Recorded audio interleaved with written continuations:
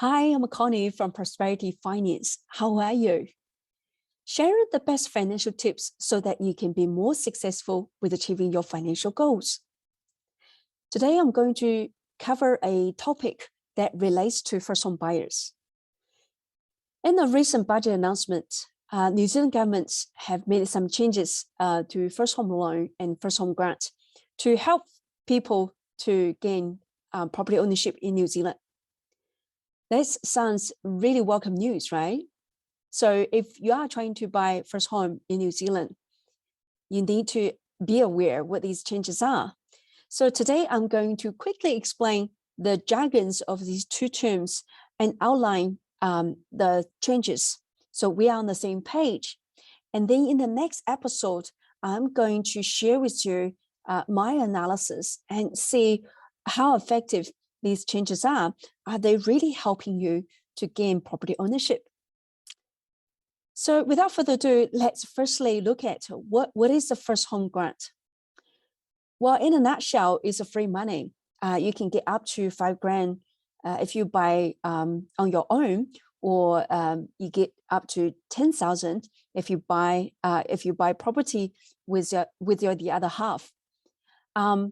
But to qualify that, you have to meet certain criteria, such as the regional house price cap and your income cap. You can't go over this cap, otherwise you wouldn't qualify. And you also need to meet the KiwiSaver contribution requirements, and you have to be a New Zealand citizen or permanent resident. So that's basically the main requirements. First home grant is not new, but in the budget, the New Zealand government had made some changes to that. The number one change is they have lifted the house price cap.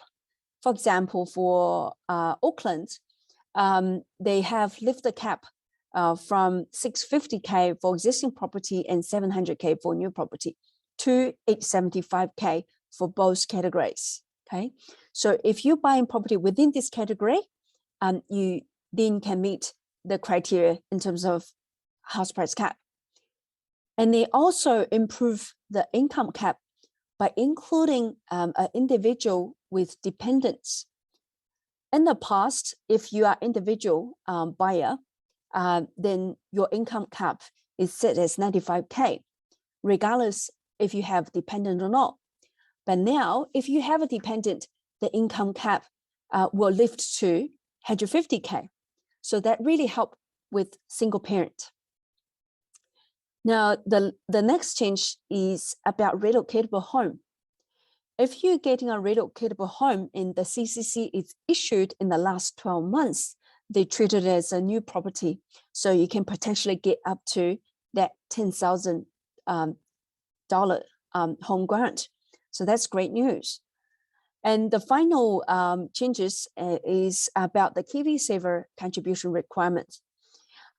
This time, the requirement is not just 3%. It's either the 3% of your total income or $1,000 per year, which is less. So they lower the KiwiSaver requirement, make it easier for people to qualify for the grant. So I think it's really good news to first home buyers in terms of getting more people qualify for the grant.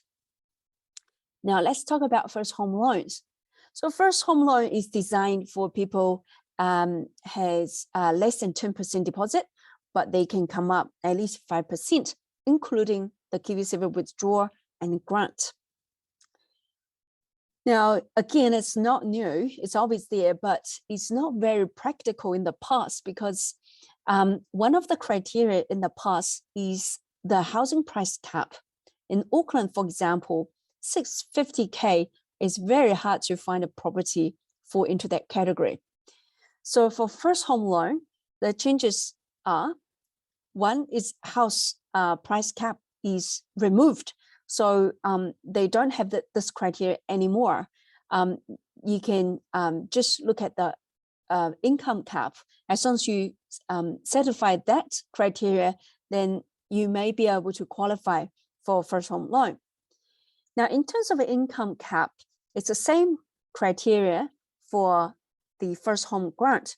So the main changes is if you are a parent with a dependent, then your income cap will lift from the 95K to the 150K. So that's really good news for single parents.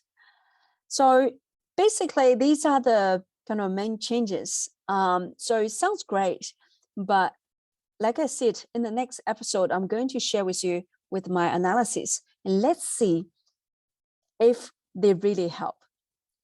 Stay tuned. I will see you in the next episode. Bye for now.